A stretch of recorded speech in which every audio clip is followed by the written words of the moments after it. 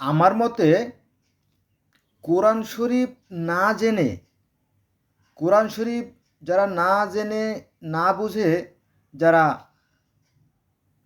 ধর্ম পালন করে তারা সঠিক ব্যক্তি নন।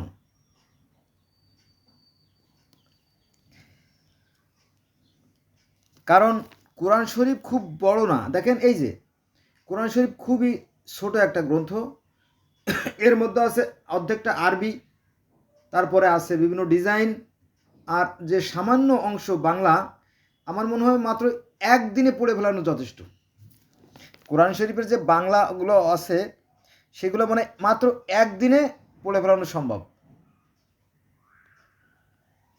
তাহলে এর ভিতরে যে অন্তর্নিহিত তাৎপর্য যে বিষয়টা আছে সেটা বোধগম্য হবে। কিন্তু অধিকাংশ মানুষ ধোঁকাবাজ, অধিকাংশ মানুষ কোরআন হাদিসের কিছুই জানে না, নামে মুসলমান। এরা খুবই বিপজ্জনক। চলেন আজকে যে বিষয়টা নিয়ে আলোচনা করব সেটা হচ্ছে পবিত্র কোরআন শরীফের 11 নম্বর সূরা হুদের 31 নম্বর আয়াত থেকে 40 নম্বর আয়াত পর্যন্ত কি আছে আমরা জানি।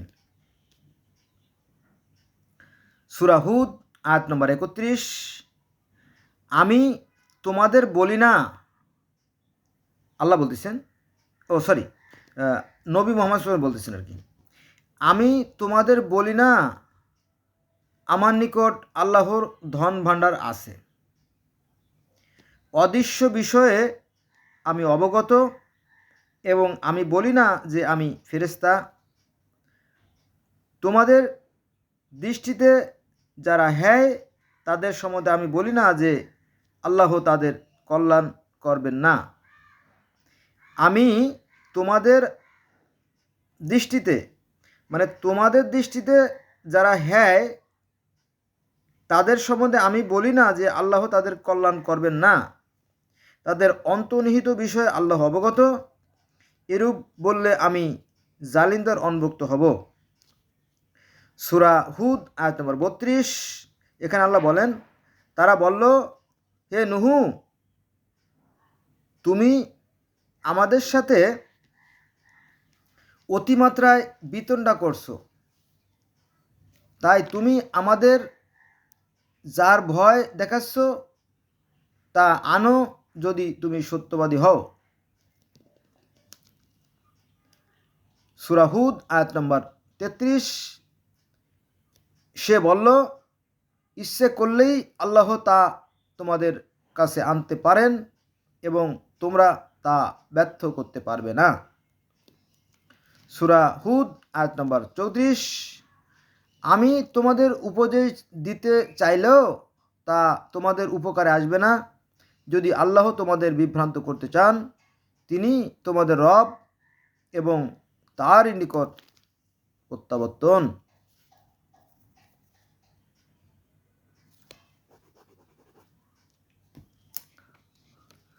সূরা হুদ আয়াত নম্বর 35, বন্ধুরা, এখানে একটা কিছু কথা বলা দরকার, নইলে আবার আপনিও বুঝবেন না আমিও বুঝবো না। এখানে আল্লাহ বলতেছে যে সূরা হুদের 34 নম্বর আয়াতে বলতেছে, আমি উপদেশ দিতে চাইলেও, নূহ আলাইহিস সালাম বলতেছে যে আমি তোমাদেরকে তো উপদেশ দিতে চাইলেও তা তোমাদের উপকারে আসবে না।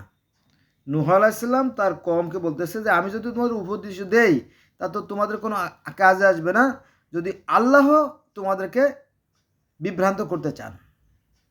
আল্লাহ মানুষকে হেদায়েত দান করেন, আবার তিনি বিভ্রান্তি দান করেন। অতএব আমার উপদেশ কোনো কাজে আসবে না।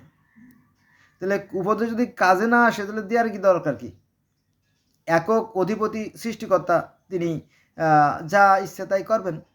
কাউকে যদি হিদায়ত দিতে হয় তাহলে দিবেন, আর কাউকে যদি হিদায়ত না দিতে চান তো দিবেন না, তাই না? তাহলে আপনি আগ বাড়াইয়া আপনার কি দরকার?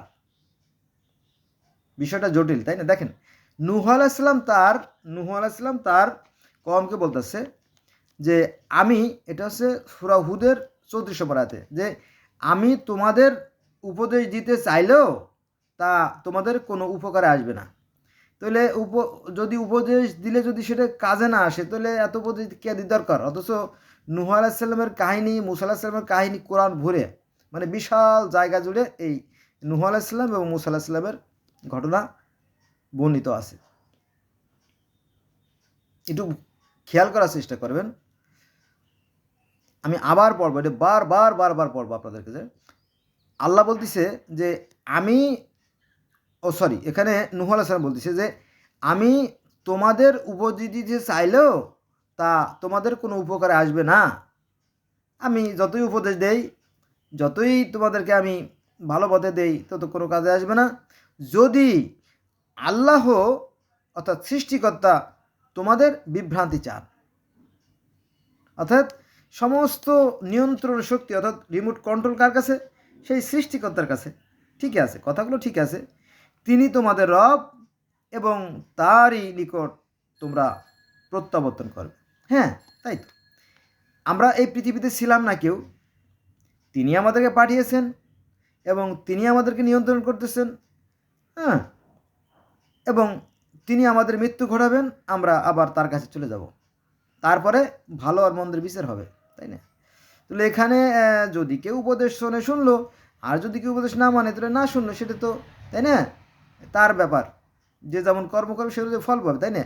তো এটা নিয়ে মারামারি করা, খুনোখুনি করা, কাটাকাটি করা, ওত পেতে থাকা, লুকিয়ে থেকে আমরা হামলা করা, মামলা করা, এটা তো কেমন ব্যাপার যেন হয়ে যায় না?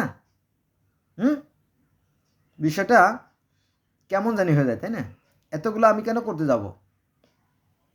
আমি কেন পাপের ভাগী হব, তাই না? আমি এই আয়াতটা আবার বলবো, বারবার বলবো, 100 বার বলবো প্রয়োজনে। শোনেন, এটা হচ্ছে সূরা হুদ অর্থাৎ 11 নম্বর সূরার 34 নম্বর আয়াত। আমি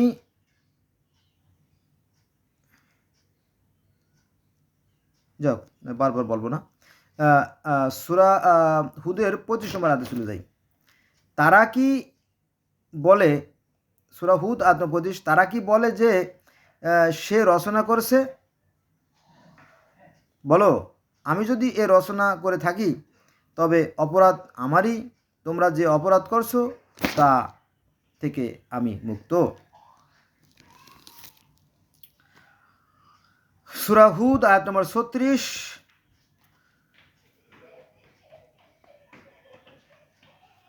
নূহুর প্রতি প্রত্যাদেশ হয়েছিল, হযরত নূহ আলাইহিস সালামের প্রতি প্রত্যাদেশ হয়েছিল, যারা বিশ্বাস করছে তারা ব্যতীত তোমার কওমের অন্য কেউ বিশ্বাস করবে না, তাই তারা যা করে তার জন্য তুমি ক্ষোভ করো না। নূহুর প্রতি নূহুকে আল্লাহ বললেন, অর্থাৎ নূহুকে সৃষ্টিকর্তা বলেন, অলমাইটি ক্রিয়েটর বললেন যে যারা বিশ্বাস করছে তারা ব্যতীত তোমার কওমের অন্য কেউ বিশ্বাস করবে না। আল্লাহ বলতেছে যে আল্লাহ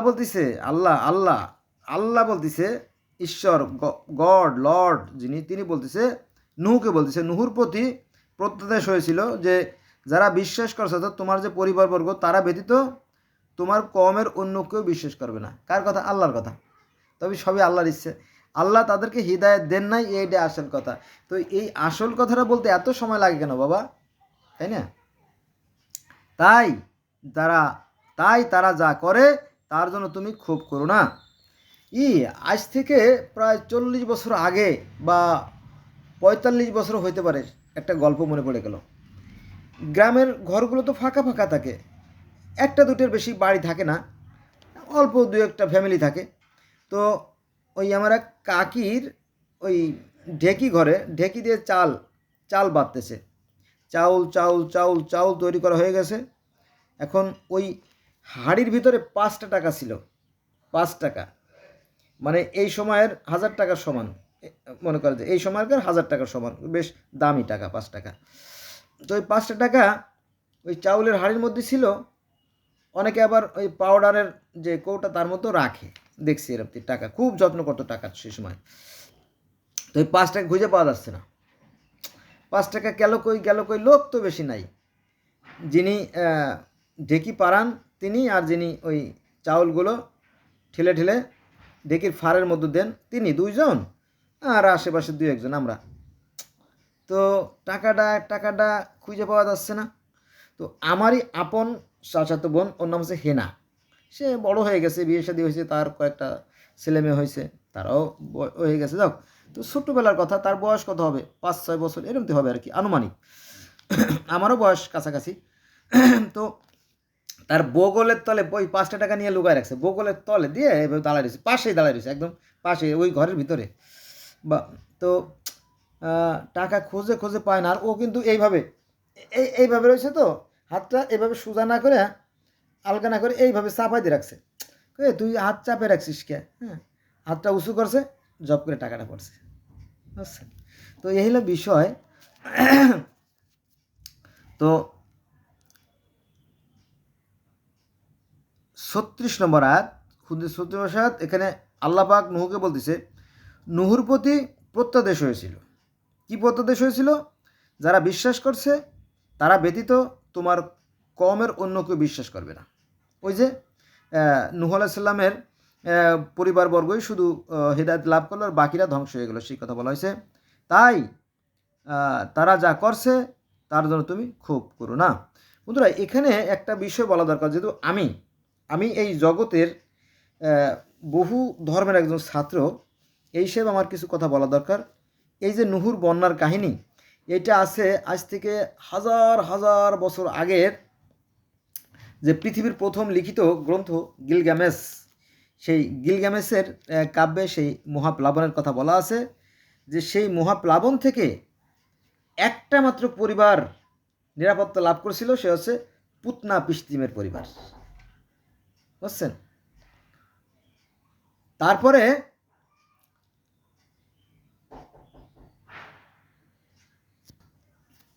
আপনারা যদি সনাতন ধর্ম দেখেন, সনাতন বা হিন্দু ধর্ম, তো এই সনাতন ধর্মের যে অবতার রহস্য, অবতার মানে আমরা মুসলমান যারা নবী রাসূল বলি, তারা তাদেরকে বলে দেবতা বা অবতার বলে। এটা জিনিস খেয়াল করবেন, দেবতা আর অবতার আর ঈশ্বর বা ভগবান এক জিনিস না। ঈশ্বর হচ্ছে কি অল ইন অল, বা ভগবান হচ্ছে অল ইন অল। আর এই ঈশ্বর মানুষকে হিদায়ত করার জন্য, অর্থাৎ মানুষকে শিক্ষা দেওয়ার জন্য যে সমস্ত টিচার নিয়োগ করেন, তারা হচ্ছে দেবতা বা অবতার। আমরা বলি নবী রাসূল বা দেবতা, যাই বলেন আর কি। তো এই যে ঈশ্বরের 10 অবতার, এটা হচ্ছে বেদে আছে, 10 জন অবতারের কথা বলা আছে। তার 1 নম্বর অবতার হচ্ছে মৎস্য অবতার, আর 10 নম্বর অর্থাৎ শেষের অবতার আছে কল্কি অবতার। তো এই মৎস্য অবতারে আবার এই নুহু নবীর যে বন্যার কাহিনী, সেই কাহিনীটি সবিস্তারে বর্ণনা করা আছে। কিন্তু ওই যে ধার্মিকতার অহংকারের কারণে, ধর্মের সাথে ধর্মের হিংসা বিদ্বেষ ঘৃণার কারণে এটা আমাদের জানা হয়ে ওঠে না। তাহলে আপনি এগুলো কোথায় পাইছেন? ওই যে আমি নিরপেক্ষভাবে পৃথিবীর বিভিন্ন ধর্মের ছাত্র এই হিসেবে। অতএব এই যে বন্যার কাহিনী, এই বন্যার কাহিনী পৃথিবীর অসংখ্য অসংখ্য ধর্মে আছে। আর মিশরীয় ধর্মে তো প্রায় বন্যা হতো, হ্যাঁ, বন্যার কাহিনী সেখানেও আছে, গিলগামেশের এশিয়াও আছে, তারপরে সনাতনেও আছে, ইহুদি ধর্মে আছে, খ্রিস্টান ধর্মে আছে, ইসলাম ধর্মে সেই বন্যার কাহিনী আছে, আর কোরআনেও সেই বন্যার কাহিনী আছে। কিন্তু এটা যদি মানুষের জানতো, তাহলে ধর্ম নিয়ে তারা বাড়াবাড়ি করতো না, পৃথিবীটা আরও সুন্দর হতো, আরও মধুময় হতো, অর্থাৎ সৃষ্টিকর্তার ইচ্ছা পূরণ হতো। সৃষ্টিকর্তার কথা যে মানুষ শোনে না, এটা তার বাস্তব দৃষ্টান্ত। মানে এখানে নূহ আলাইহিস সালামের কথা বলা হয়েছে যে 950 বছর ধরে, কত 950 বছর ধরে চেষ্টা করছে যে এই মানুষ হিদায়ত হও, হিদায়ত হতে হও, কিন্তু মানুষ হিদায়ত হয় নাই। তার মানে কি, এখানে আল্লাহ মাফ করুক, এটা বলা ঠিক না, তারপর বলতে হয় যে তাহলে কি আল্লাহ কি এই মানুষের কাছে ফেল মেরে গেল? মানে 950 বছর ধরে আল্লাহ পাক চেষ্টা করলেন নুহুর মাধ্যমে, কিন্তু তিনি ব্যর্থ হলেন, নাউজুবিল্লাহ মিন জালিক, তাই না? এটা কি হতে পারে? না, এটা হতে পারে না। আল্লাহ পাক যদি ইচ্ছে করেন, যেমন ওই যে আপনার ইরানে ভূমিকম্প বা জাপানে ভূমিকম্প দিয়ে মুহূর্তের মধ্যে কি কয়েক সেকেন্ডের ভিতরে, তাই না, 3 লক্ষ 5 লক্ষ 7 লক্ষ 10 লক্ষ লোক মেরে ফেলতে পারেন, তাই না? আর কোথাকার নুহুর কম, তাই না, ওদেরকে মুহূর্তের মধ্যে বিনাশ করে দিতে পারেন। তাদের জন্য কেন এত 950 বছর অপেক্ষা করতে হবে? আল্লাহর কি ঢাকা পড়ছে? বুঝলেন না? যাক, তো এই বিষয়গুলো এগুলো অন্য অন্য জায়গায় আছে। এই নুহুর বন্যার কাহিনী আছে কোথায়? মৎস্য অবতারে আছে, অর্থাৎ সেই সত্যব্রত রাজার কাহিনীতে আছে, যদি আপনারা দেখতেন। কিন্তু অধিকাংশ মানুষ দেখে না। আমি যেহেতু বিভিন্ন ধর্মছাত্র, আমি এটা জানি যে এই বন্যার কাহিনী পৃথিবীর অসংখ্য ধর্মে আছে। অতএব আমি আপনাদেরকে অনুরোধ করব, চলেন আমরা ধর্ম নিয়ে বাড়াবাড়ি না করে আমরা মানুষ হই। মনে করেন যে ধার্মিক হওয়া খুব সহজ, কিন্তু ওই কানে কানে মন্ত্র পড়ে ফু দিলাম, ধার্মিক হয়ে গেলো। কিন্তু মানুষ হওয়া কিন্তু সহজ কথা না। মানুষ হতে হলে মানবিক গুণাবলী তিল তিল তিল তিল বিন্দু বিন্দু করে মানবিক গুণাবলী অর্জন করে তারপরে কিন্তু মানুষ হতে হয়। চলেন আমরা পরবর্তী আয়াতে চলে যাই। সূরা হুদ আয়াত নম্বর 37। তুমি আমার তত্ত্বাবধানে ও আমার আদেশে নৌকা তৈরি করো। এখানে যেমন কোরআনে নৌকার কথা বলা আছে না, সনাতন ধর্মেও এরকমতে আছে যে সেই মৎস্য কন্যা বা মৎস্য কুমারী বলো যে, হে রাজা, সত্যব্রত রাজাকে বলো, তুমি আমাকে নিরাপত্তা দিছো, তুমি আমার জীবন রক্ষা করছো, তুমি আমাকে বড় হইতে সুযোগ দিছো, অতএব তোমারও আমি একটা সুসংবাদ দিয়ে যাই যে সপ্তাহখানেক পরে তো পৃথিবী মহাপ্লাবনে ডুবে যাবে। বলো তাই নাকি? বলে হ্যাঁ। বলে উপায়? বলে যে আপনি আপনার পছন্দের মানুষ এবং আপনার জীবজন্তু এবং ফল ফলাদি সংরক্ষণ করে রাখেন, আমি একটা স্বর্ণের নৌকা পাঠিয়ে দেবো। এই কথা কোথায় আছে? ঈশ্বরের অবতার রহস্যে আছে এই কাহিনী। আমি নিজে পড়ছি, আমি এটা শোনা কথা নয়। হ্যাঁ, তো ওই একই কথা আমাদের কোরআনেও আসছে আর কি। তো তাহলে আমরা যাচ্ছি যে হুদের 37 নম্বর আয়াতে, তুমি আমার তত্ত্বাবধানেও আমার আদেশে নৌকা তৈরি করো এবং জালেনদের সম্পর্কে আমাকে কিছুই বলিও না, নিশ্চয়ই তারা নিমজ্জিত হবে। বোঝা গেছে বিষয়টাই তো আর কি। তো সবাইরই ধ্বংস করে দিয়েছিল, শুধুমাত্র ওই যে সত্যব্রত রাজার পরিবার বেঁচে ছিল। এটা আছে সনাতন বা হিন্দু ধর্মে। আর সেই সত্যব্রত রাজা থেকেই সৎ মানুষের জন্ম সনাতন ধর্মে।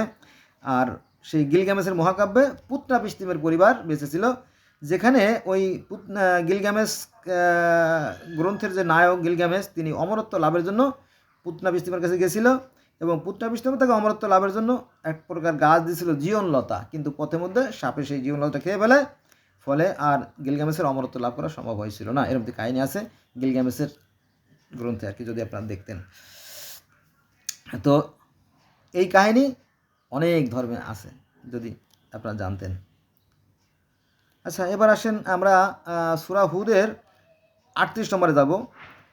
সেই নৌকা তৈরি করতে লাগলো এবং গোত্র প্রধানরা যখনই তার নিকট দিয়ে যেত তাকে উপহাস করত, তখন সে বলল, তোমরা যদি উপহাস করো তবে আমারও উপহাস করব, হ্যাঁ আমরাও উপহাস করব, তোমরা উপহাস করছো, যাও তোমরা উপহাস করতেছো, আমিও উপহাস তোমাদেরকে আমি দেখাই দেবো, রাখো, ধৈর্য ধরো, এই কথা আর কি।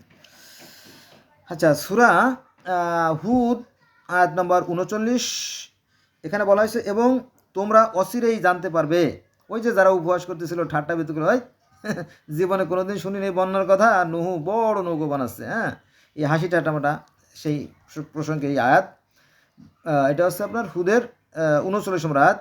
এবং তোমরা অচিরেই জানতে পারবে কার উপর লাঞ্ছনাদায়ক শাস্তি আসবে ও স্থায়ী শাস্তির জন্য অবশ্যম্ভাবী। ওই যে মূর্খ দল তো বুঝতে পারে নাই, তাই না? মনে করেন যে এই যে গত 5/8/2024 সালে প্রধানমন্ত্রী শেখ হাসিনাকে জানতো যে আমার উপর এত বড় একটা অত্যাচার আসবে, জানতো না, কিন্তু ওনার তো পাপ বেড়ে গেছে। ওনার পুলিশ বাহিনী এবং র্যাব বাহিনী এত অত্যাচার করছে মানুষের প্রতি যে এই সাধারণ মানুষ, মজলুম যারা যারা অসহায় মানুষ, যারা শিশু এতিম, তাদের দোয়া আল্লাহর কাছে কবুল হয়ে গেছে। সিরিয়ার প্রেসিডেন্ট বাশার আল আসাদ কি জানতো যে তাকে চলে যেতে হবে? সে থাকার জন্যই তো লক্ষ লক্ষ মানুষ হত্যা করছে। রাশিয়া থেকে টনকে টন গোলাবারুদ এনে মানুষের উপর ফেলছে, রাসায়নিক অস্ত্র দিয়ে প্রায় 5 লক্ষ লোক হত্যা করছে। এটা হচ্ছে গভর্নমেন্ট রেজিস্ট্রিকৃত, আর বেসামরিকভাবে তো আরও বোধহয় বহু মানুষ মারা গেছে, তাই না? তো এই বাশার আল আসাদকে যে পালিয়ে যেতে হবে, সে কি তা জানতো? জানতো না। এভাবে অনেকেই জানে না, কারণ তারা ক্ষমতার মোহে অন্ধ। এটা শুধু আগের যুগেই ঘটছে তা না, এখনও কিন্তু ওই একই ঘটনা ঘটে যাচ্ছে। কিন্তু যারা ক্ষমতা এবং টাকা পয়সা, অন্যান্য অহংকারের মদে মত্ত মদে মত্ত মানে কি নেশাগ্রস্ত অবস্থায় আছেন, তারাও ধরা পড়ে যাবেন, সে ব্যাপারে কোনো সন্দেহ নাই। আচ্ছা, এবার আমরা আলোচনা করব সূরা হুদের 40 নম্বর আয়াত। এখানে আল্লাহ বলেন, অবশেষে আদেশ এলো, ওই যে সেই কাঙ্ক্ষিত সেই বন্যা, অবশেষে এই আদেশ এলো, ভূপৃষ্ঠে প্লাবিত হলো। এই কথা সনাতন ধর্মে আজ থেকে 80 লক্ষ বছর আগে বা 50 লক্ষ বছর আগে কবে আসছে আমি জানি না, কথায় কথায় চলে আসে। তবে ঈশ্বরের অবতার রহস্য যেটা আর কি, অর্থাৎ 10 অবতারের প্রথম 1 নম্বর অবতার যেটা আর কি, সেখানে এই প্লাবনের কাহিনী আছে। এবং একই কাহিনী, সেই বৃষ্টি থেকে পানি নামে, তারপরে নিচ থেকে পানি আসে, এইভাবে সব কিছুকে বিলীন করে দেয়। তারপর সেই জাহাজ ভাষা, আপনারা আজকাল তো সহজ হয়ে গেছে, ইউটিউবে সার্চ দেবেন, সেই মহাপ্লাবন দেখবেন যে চলে আসছে একেবারে। ইহুদি ধর্মর মহাপ্লাবন, খ্রিস্টান ধর্মের মহাপ্লাবন, তারপরে গিলগামেশের মহাপ্লাবন, তারপরে সনাতন হিন্দু ধর্মের মহাপ্লাবন, ইসলাম ধর্মের মহাপ্লাবন, সব ধর্মের প্লাবন এক জায়গায় চলে আসবে, দেখবেন সবই পানি, একই পানির পানি, একই পানির পানি। যাক, অবশেষে আমার আদেশ এলো, ভূপৃষ্ঠে প্লাবিত হলো। আমি বললাম, এতে প্রত্যেক জীবের এক এক জোড়া উঠিয়ে নাও, যাদের বিরুদ্ধে পূর্ব সিদ্ধান্ত হয়েছে তারা ব্যতীত তোমার পরিবার পরিজন এবং ইমানদারগণকে উঠিয়ে নাও। তার সঙ্গে অল্প কয়েকজন বিশ্বাসী ছিল, বিশ্বাসী লোকের সংখ্যা খুব কমই ছিল। এগুলো আসলে কি বলবো, বাড়িয়ে বলবো না আর কি। যাক, তো এ হলো বিষয়। তো বিশ্বাসীদের সংখ্যা খুব কম পাবেন, শতকরা হয়তো 2-4% পেতে পারেন অথবা নাও পেতে পারেন। বোঝা গেছে বিষয়টা? এ হলো বিষয়। তাহলে এই নুহুর বন্যার কাহিনী সনাতন ধর্মে আছে, বন্যার কাহিনী মিশরীয় ধর্মে আছে, তারপরে সেই আজ থেকে হাজার হাজার বছর আগে, তাই না, অজানা সময়, অজ্ঞাত সময় আর কি, তখন এই দিন তারিখক্ষণ কিছুই সৃষ্টি হয় নাই, সেই গিলগামেশের যে মহাকাব্য, সেখানেও সেই মহাপ্লাবনের কথা বলা আছে। এবং সেই মহাপ্লাবনে যে পুতনা পিস্তিমের পরিবার, তারা নিরাপত্তা লাভ করেছিল এবং অমরত্ব লাভ করেছিল, সেই কাহিনী আছে। কিন্তু আমাদের যারা ধর্মগুরু, এরা বলতে দেয় না, ফলে মানুষের সাথে মানুষের বিভেদ হয়। আর আমি যেটা মাঝে মাঝে বলি যে এই হিংসা, মানুষের সাথে মানুষের হিংসা, বিদ্বেষ, ঘৃণা থেকেই ধর্মের সৃষ্টি হয়েছে। কিন্তু সৃষ্টিকর্তার বিধানের কোনো পরিবর্তন নাই।